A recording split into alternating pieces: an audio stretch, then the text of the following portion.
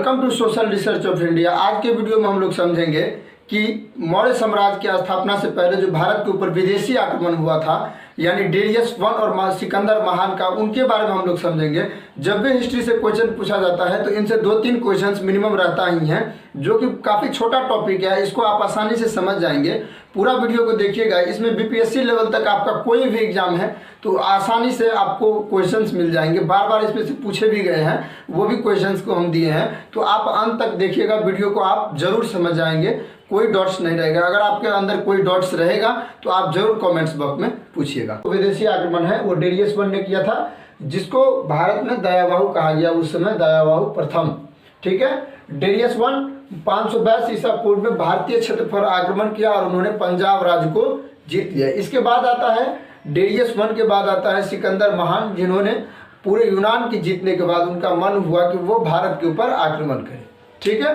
ज़्यादा ताकत रहता है तो बुआने का आदत लग जाता है, तो वही हुआ सिकंदर महान का, और उन्होंने कोशिश किया कि अब भारत को हम जीत ले। ठीक है। सिकंदर महान यूनान के मैसिडोनिया प्रांत का रहने वाला था, इसीलिए इसे अलेक्जेंडर कहा जाता है। याद रखिएगा, सिकंदर महान को क्या कहा जाता है, तो उसे अलेक्जेंडर कहा जाता है। ठीक है। सिकंदर महान जो था वो भारत के ऊपर आक्रमण किया, तो उन्होंने सबसे पहले पंजाब के ऊपर आक्रमण किया। ठीक है। इसके बाद 326 बीसी में उन्होंने तक्षशिला पर आक्रमण किया। वहाँ के जो राजकुमार थे आम्भिक कुमार, उसको जीत लिया। इसके बाद क्या हुआ, उन्होंने जीतने के बाद आम्भिक कुमार और सिकंदर महान के बीच एक समझौता हुआ, जिसमें कहा गया कि जब वह भारत के ऊपर आक्रमण करेगा तो वह उसकी मदद करेगा। ये समझौता हुआ आम्भिक कुमार में और सिकंदर महान में। ठीक है। बाद में क्या होता है, इन दोनों के बीच आपसी तालमेल तो रहता है, लेकिन ये आक्रमण करता है सिकंदर महान पोरस के शासक पे। पोरस के जो शासक थे वो है झेलम नदी और आस्किनी नदी के संगम पर बसा हुआ है पोरस का राज। ठीक है। तो पोरस के बीच उसके खिलाफ चला गया सिकंदर महान, और उन्होंने पोरस के बीच युद्ध लड़ा, जो झेलम नदी पे लड़ाया गया। ठीक है। तो इसीलिए इस युद्ध को झेलम युद्ध भी कहा जाता है, ये याद रखिएगा। पूछा जाता है कि झेलम नदी के यूनानी भाषा में क्या कहा जाता है, तो उसे हाइडे स्पीज कहा जाता है। ठीक है ना। झेलम नदी को यूनानी भाषा में हाइडे स्पीज कहा जाता है, ये याद रखिएगा। किसी भी बात को आपसे पूछा जाएगा तो जो उनकी प्रमुख बातें हैं उन्हीं से रिलेटेड पूछा जाता है। ठीक है। सिकंदर का पत्नी जो था रक्सोना, वो क्या किया कि पोरस को जो है सो बाद में राखी बांध देती है। होता क्या है कि सिकंदर महान जो है इनसे राज जीतने के बाद उनकी वीरता से बहुत प्रसन्न होता है, उनको राज वापस कर देता है। इसके बाद रक्षाबंधन के दिन उसकी पत्नी रक्सोना उसको राखी बांध देती है। ठीक है। ये हुआ था। इसके बाद सिकंदर का जो है भारतीय नाम अलकेंदु था, तथा उसके घोड़ा का नाम जो है बुकेफराल था। ये याद रखिए, ये बहुत महत्वपूर्ण है कि सिकंदर का भारतीय नाम क्या है, तो अलकेंदु। क्या है, अलकेंदु, और उनके घोड़ा का नाम बुकेफराल। ये बहुत बार पूछा जाता है। किसी भी क्वेश्चन से अगर आपको पूछा जाता है तो इजीली नहीं पूछा जाएगा, उससे पूछा जाएगा थोड़ा वीवीआई क्वेश्चन पूछा जाएगा, भीतर की बातें पूछा जाता है जो हर किसी को पता नहीं होता है। ठीक है। इसके बाद क्या होता है कि सिकंदर महान जो है पोरस की युद्ध जीतने के बाद उनका मन होता है कि वह पूरे भारत के ऊपर आक्रमण करे, लेकिन उनका जो सेना था उनका वो जो है सो व्यास नदी को पार करने में असमर्थता जताया, और उन्होंने कहा कि हम इसको पार नहीं कर सकते हैं। इसके बाद उनकी सजेशन से वो भारत के बाद वो अपने वापस लौटने लगे अपने स्थान पर, यानी यूनान लौटने की योजना बनाया, और बाद में वह यूनान लौटना शुरू कर दिया।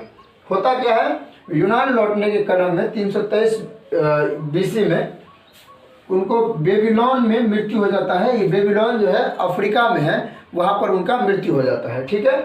व्यास नदी को यूनानी भाषा में हाइफेनिस नदी कहा जाता है। क्या कहा जाता है यूनानी भाषा में, व्यास नदी को हाइफेनिस। ये याद रखिएगा, ये बहुत महत्वपूर्ण है। ये एक बार पूछा गया है बीपीएससी में भी कि व्यास नदी को क्या कहा जाता है यूनानी भाषा में, तो हाइफेनिस कहा जाता है। ये बहुत महत्वपूर्ण है। ठीक है।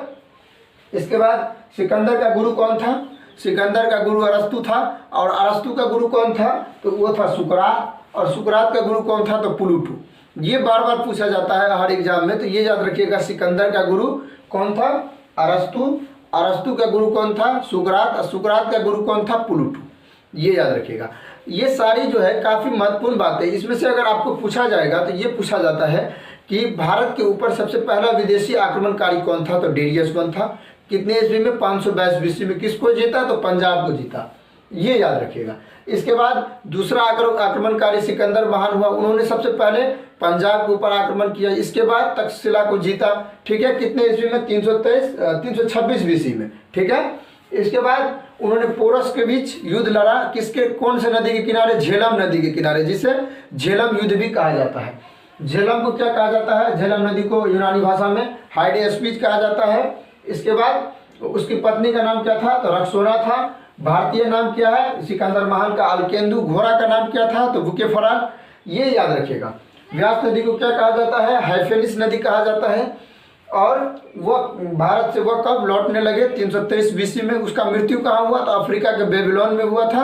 वह उसका भी और उसके घोड़े का भी, यानी बुकेफराल का भी मृत्यु हो गया। दोनों को एक ही जगह दफनाया गया, कहाँ पे, बेबीलोन में। सिकंदर का गुरु कौन था, अरस्तु। अरस्तु का गुरु कौन था, सुकरात। सुकरात का गुरु कौन था, प्लूटो। ये याद रखिएगा। ये बहुत महत्वपूर्ण बातें हैं जो विदेशी आक्रमण से संबंधित पूछे जाते हैं। इसी में से आएंगे, कहीं बाहर से नहीं आता, इसी में से आएंगे। आप लोग इसको बढ़िया से याद रखिएगा, ठीक है। आप लोग वीडियो में बने रहे, बहुत बहुत धन्यवाद। अगर आप नए हैं तो चैनल को जरूर सब्सक्राइब कर दीजिएगा। बहुत बहुत धन्यवाद।